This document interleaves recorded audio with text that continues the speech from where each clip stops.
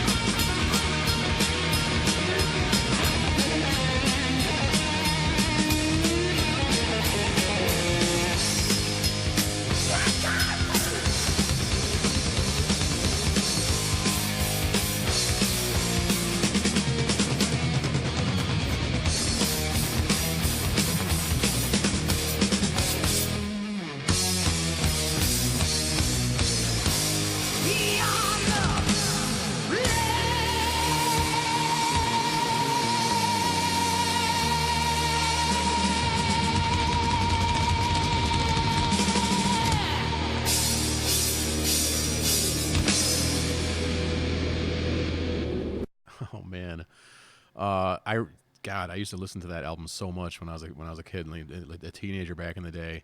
That guy's voice, man, his vocals was the first time. I mean, like you had guys like Dickinson and Halford, and like your metal vocalists that were sort of like that everybody knew about. But this guy was a howler, man. His vocally, it was haunting to me, and it still is. David Wayne had a very rough, raspy, but powerful voice. Yeah. And, it still haunts me. I listen to his stuff, and I really just kind of zone out on it a little bit. And he was a talent. It was I was really bummed out when he got in that car accident and died. I was like, damn, it's almost as bad as like when Dio passed away. I was like, God, Right, yeah. We lost a great one. So. All right. Well, next up then is another awesome vocalist of the time, John Arch with Fate's Warning. I was John Arch is my all-time favorite, like metal vocalist. I love the guy. I came up listening to The Spectre Within, which was the album before this one, I believe, before Awaken the Guardian. And the song you chose here is Fata Morgana off of Awaken the Guardian. I know why I dig it. Let me Good. let's That's talk two about people in the why room. you dig it. Well, this, to be honest, this isn't my favorite Fates Warning song, but this is the first one I've ever heard by him. In the mid '80s, there was a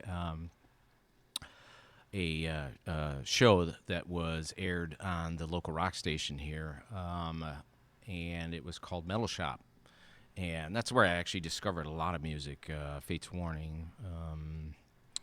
Let's see, Flotsam and Jetsam. I mean, you name it. At the time, anything that was metal at the time, they'd play it. It was an hour show. Right. It's syndicated. I don't know where it was out 3 of. o'clock in the morning or whatever. Well, it was actually came on at a decent hour, so I was able to hear it, and I used to record it on my cassette recorder every night.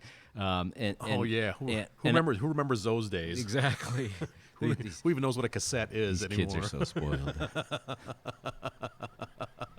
So when one of the shows came and they fired up this song, they kind of announced that, hey, this is a band, Fates Warning. This is Fata Morgana, and they let it rip. And like you said, when I heard John Arch's vocals, I was like, holy shit! I'd never heard melodies like that and harmonies. And he's still a one of a kind. I mean, nobody has ever matched what he's done. And even if you've caught some of his more recent work with, Jim Matheos, the John Arch EP was, Relentless, and then Relentless. Arch Matheos, what was it? Sympathetic Resonance. Oh, good God. Fantastic. I mean, he's still knocking that stuff out, 30-some years later. Oh, yeah. I just think he's an amazing talent. And so that's why I love this song. It was my introduction to Fates Warning, and, it just opened that world to me. It's like, they became my favorite band. And I still love him. Ray Alder is still an amazing vocalist as well. He's not John Arch, but he's still pretty fantastic. I honestly, I think that Sympathetic Resonance is, for my money, in my humble opinion, is better than anything that Fates Warning ever did with Ray Alder. Because wow, that speaks volumes. There. Really. I mean, yeah, No Exit, Pleasant Shade of Grey. You didn't get into those. No Exit is a great album. But after that, I'm like, what's with the navel gazing, man? They started getting all introspective and just too much, just kind of. Well, in any case, they became. Well, now they profess that they're just a prog rock outfit now, and they fit that bill pretty well. They've kind of given up on the metallic edge, which I'm okay with, but they don't really, like you said, they don't really have that feel. So that, the Matheos Arch stuff was actually really nice to hear because it was heavy. And, anytime you hear John Arch sing, it's just amazing. Well, speaking of, let's listen to John Arch sing. This is Fates Warning with Fata Morgana.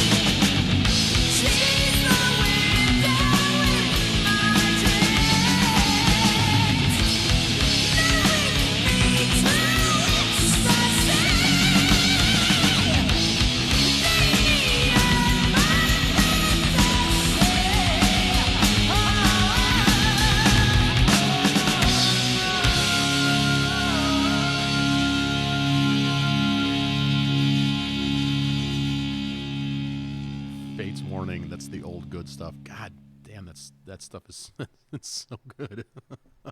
Him nailing those highs with that falsetto. It's like That's not falsetto. That's head voice. He's not using falsetto. That's just You're range. right. Yeah, He's you're a- right. He's an air raid siren, man. That guy. The hairs still go up on Yeah. my back when he does that stuff. It's like, wow. Absolutely. I can't even do that with my guitar. It's like, damn. Oh man. Speaking of okay, so moving along and speaking of other shit you can't do with your guitar, There is a lot. Freak Kitchen. This is Matt Eklund. Eklund, is it? Matthias Eklund, and he came from an old Scandinavian band called Fate, when they were just kind of poppy metal, nothing fantastic. And then he decided to branch off and do Freak Kitchen, where he sang and played guitar. It was a three-piece. And the first 3 to 4 albums, they're this amazing rhythm section that played with him, and they changed after that. And this was the last. Ugly Side of Me is a song from the Dead Soul Men album, which is the last album by that amazing rhythm section. And, they were just fantastic, tight, well produced. And Matthias is just, for me, the reason I love this, not only because he's singing and playing it, but he's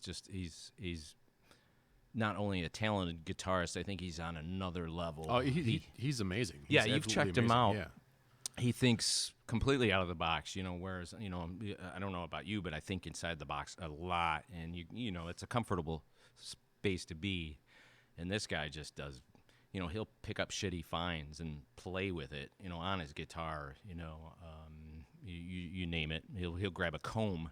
And if you watch a video of one of those songs, instead of a pick, he uses a comb, and it's just like a machine gun.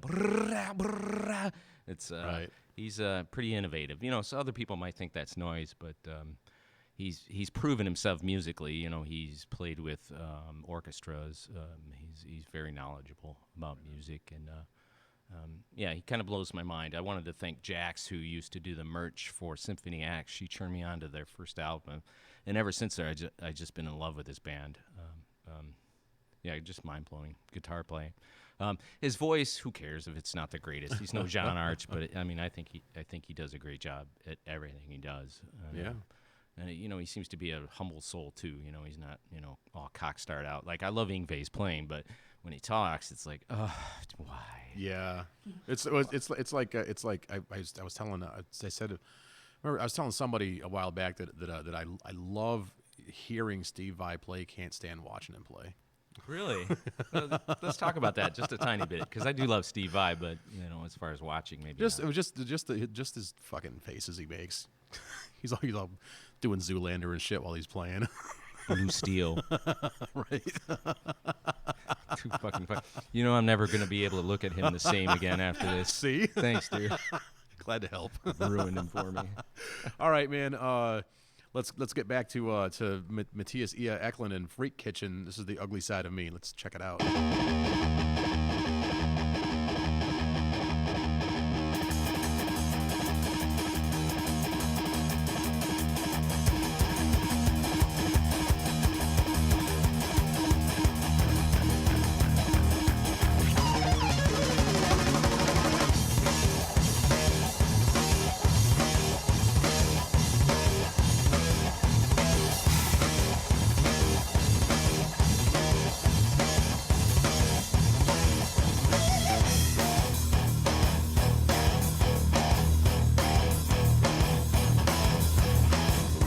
Trying hard to keep my cool, trying hard to forgive.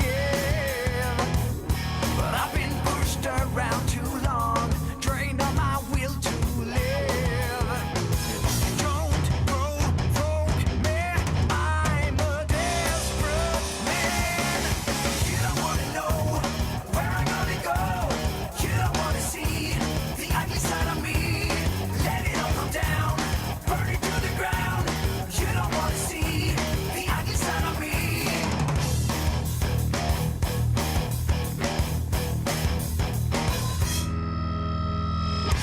Rigid mind, hollow soul. Never thought it'd come to this. Years of scorn makes you numb. You kissed your last Judas kiss. Don't provoke me,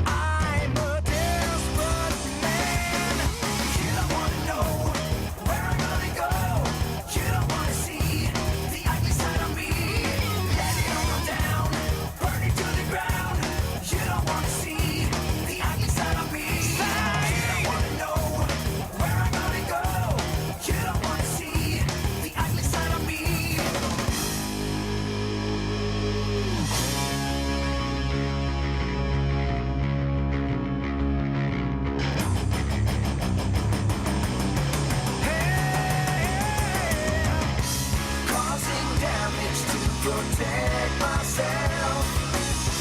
My stinking pride has never done me any good. Always defensive, I'm not strong enough to show my weakness, though I wish to God I could. To God I could.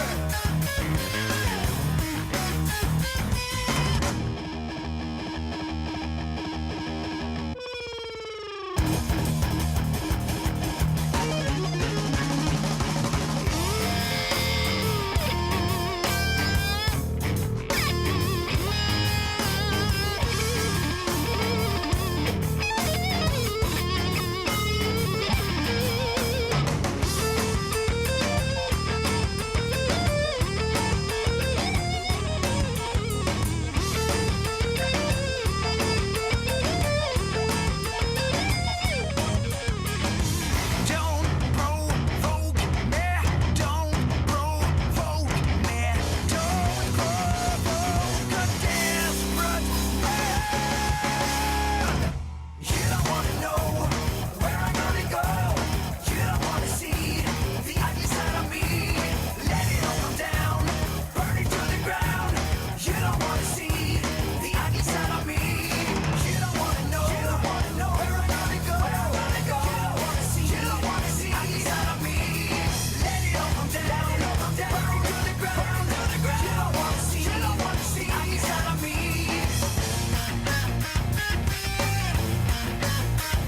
The ugly side of me.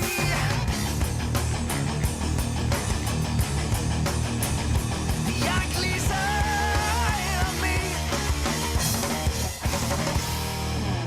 Freak Kitchen, Ugly Side of Me. That dude is so clean. He is amazing, and I really like that.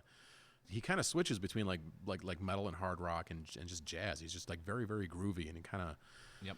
everything flows really nicely.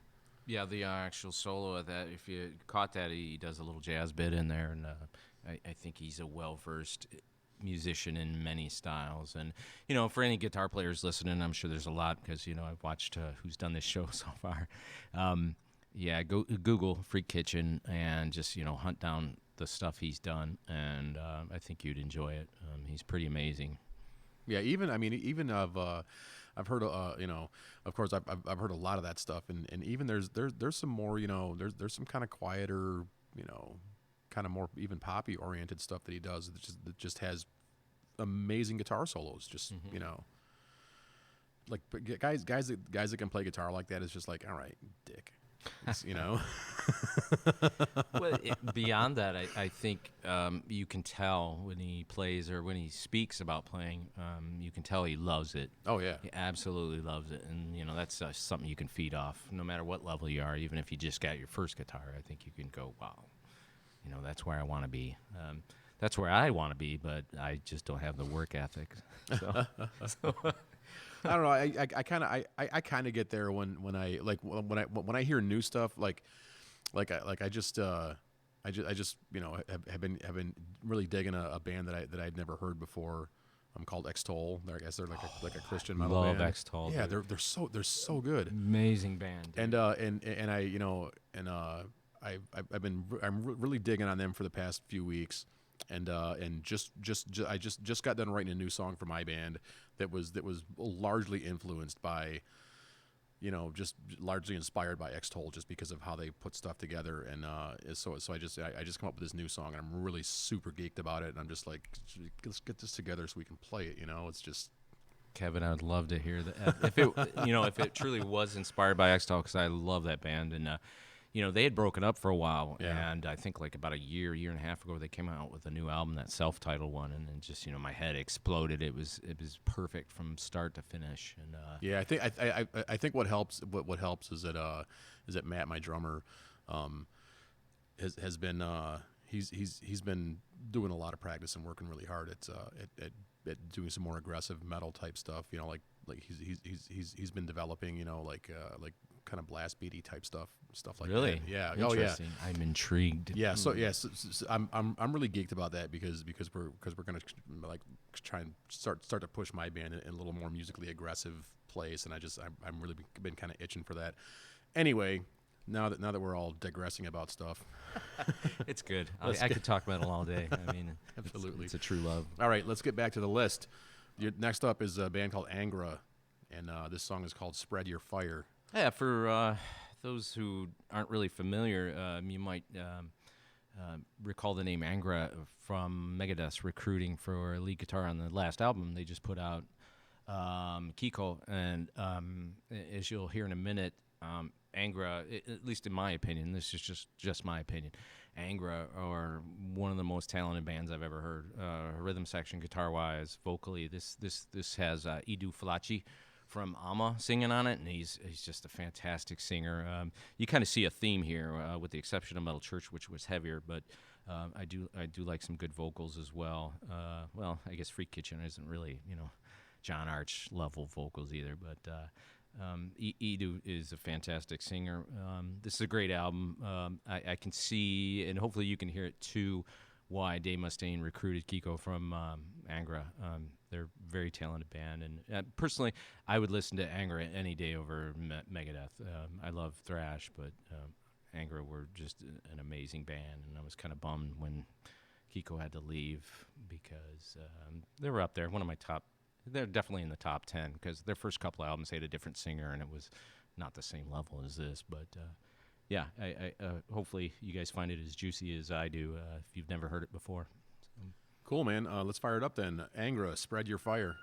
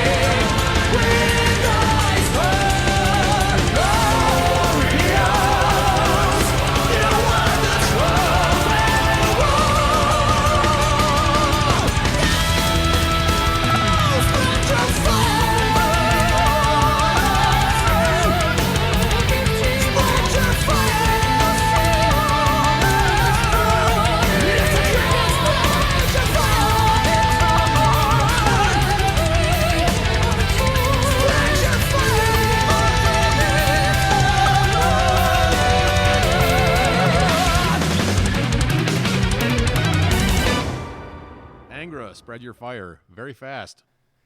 That drummer's getting paid by the note. Oh, they're amazing. Again, everyone in that band just blows my mind. And you look for that in music sometimes. Yeah. Not always. It can be too much. But, like I said, for any guitar players, please check them out if you haven't. They're a great band. Great guitar work, too. Last up on the list, Fallujah, The Void Alone. Now, Fallujah's more of a death metal band, is it? Yeah. I think they market themselves as... not spacey death metal, but ambient death metal, whatever you want to call them. I think they approach it a little differently. You have the typical growly vocals, but on this track and lots of other tracks, they had a guest. They have this guest singer, this Tori Letzler, who does these melodic, beautiful vocals, as you'll hear if you pay attention. And as well as how they layer the guitars. I'm not sure if you'll like it, but they have these spacey approach to the guitars. So instead of just, all out shred, as we heard with like Freak Kitchen and Angra, they approach it differently, and it's more to create this ambient space. And to me, they stand out.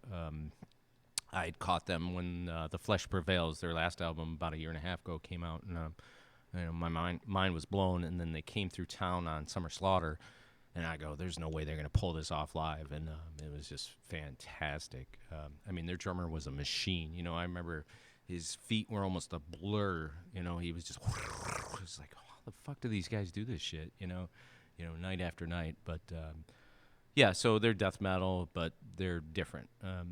That's about how I can describe them. Cool, man. I'm kind of interested to hear it because I like the idea of like creating space and atmosphere with the guitars. That's kind of in my band. That's kind of that's actually what I try to do a lot. Just by especially when I do drop tuning, I like to do a lot of droning on the open Cs and. Dissonant chords and doing different stuff like that, just to kind of fill that space because I'm the only guitar player in the band. Yep. And you do it good, and you need to continue to do that because that comes from a different part of your brain. Whereas you or I, when we really want to attack something, we throw a lot of notes at it and chunky stuff. But it really takes you a different part of the brain to say, hey, let's step back a little bit and do, like you say, create that space and make it more. I don't know if musical is the right word, but it's just different, and I think it's important in music. And it's, sadly, it's something I overlook a little bit too much because I drink a lot of coffee, but we won't go into that. So, all right. Well, let's check it out. Then this is Fallujah, The Void Alone.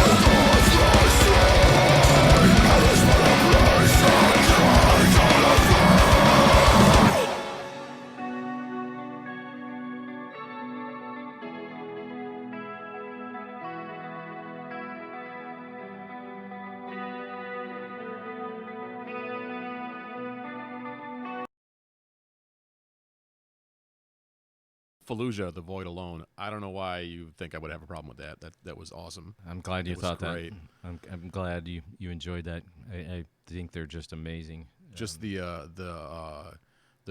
dual guitar parts in the verse, you know, is just what you were talking about thinking outside the box. I mean, the drummer's doing his death metal thing, and he is a machine. That guy is a nuts. He is.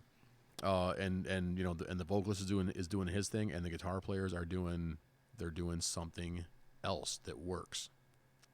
It's you know, it's a strange approach, but they carry that melody as well as the Tori doing the clean vocals. But the guitars are just, you know, every time I hear it, it's like, wow, you know, no one's really done that before. That approach that I can recall, and it's just amazing stuff. It's, you know, as far as new bands, you know, we talked about Vector earlier offline. They're an amazing band, thrash band, but this Fallujah just, you know, they blow my mind. I know I've said that a few times tonight, but right. No, I'm definitely going to have to look into into that band because that track there just impressed the hell out of me, and I want to hear more of what they got going on. Awesome. Yeah, that's off their new album that just came out too. Pretty fantastic stuff. But any of their stuff is in that tier. They're not doing it back then kind of thing. No, because they only have like 3 albums out, but they've always done that approach. And you think you might get tired of it, but no, they still find ways to make it just amazing. Right on. Well crafted. All right, cool. That was your 5th song. This has been a ride. I like it. You brought some good stuff with you today. And some shitty stuff, which we're going to play in a minute. All right. But hey, thanks for coming, man. It was a pleasure having you. This has been 5 songs. I'm your host, Kevin Tulppo. My guest has been Daryl Mitchell from Hate Unbound. Thanks again for coming. Thanks for having me out. I appreciate all the work you two are doing, Whiz, and I think it's amazing. You know, I've listened in, and it's a great discussion, and I know this is a labor of love you guys are doing, and it's really cool. That's all I can say. Thanks, man. That's all I'm looking for, man. It's I have a lot of fun doing it, and you know, I think I derive an enormous amount of pleasure watching guys like you just like get a chance to just kind of geek out on metal. It's just, you know. That's it. Yeah, totally. What better way to spend a Sunday afternoon, right? You make it sound like I have to geek out. You know, I'm just naturally that person, unfortunately. Right on. All right, this has been 5 songs. I once again have been your host, Kevin Tulppo. My guest is Daryl Mitchell.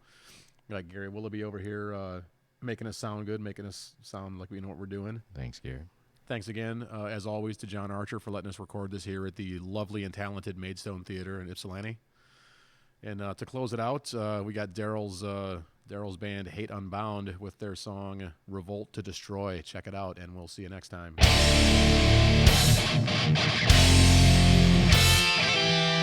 the dirt degree, we fight for eternity. With the fist held in the air, we kill and show no fear. Death is a common stranger, we fight with all our rigor. Victims without cause, we will never be crossed. Revolt and destroy. Revolt to survive. Revolt and destroy. Revolt to survive. What will happen when the world